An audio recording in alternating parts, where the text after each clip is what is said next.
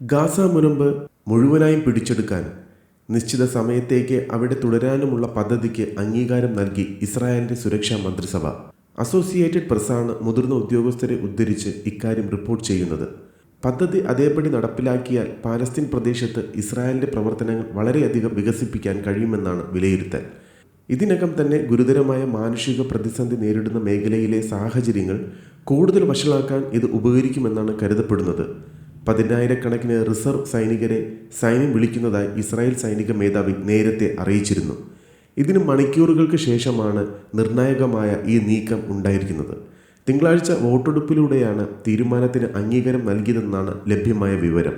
ബന്ദികളെ മോചിപ്പിക്കുന്നതിനും ഇസ്രായേലിന്റെ നിബന്ധനകളിൽ വെടിനിർത്തൽ ചർച്ച ചെയ്യുന്നതിനും ഹമാസിന് മേൽ സമ്മർദ്ദം ചെലുത്താനുള്ള പ്രധാനമന്ത്രി ബെഞ്ചമിൻ നെതന്യാഹുവിന്റെ നേതൃത്വത്തിലുള്ള സർക്കാരിന്റെ ശ്രമങ്ങളുടെ ഭാഗമായാണ് ഇതിനെ കണക്കാക്കുന്നത്. ഹമാസിനെ പരാജയപ്പെടുത്തുക എന്ന യുദ്ധലക്ഷ്യം നേടിയെടുക്കാൻ ഇസ്രായേലിനെ സഹായിക്കുക എന്നതാണ് പുതിയ പദ്ധതിയുടെ ഉദ്ദേശമെന്ന് അടുത്ത വൃത്തങ്ങൾ സൂചിപ്പിക്കുന്നു.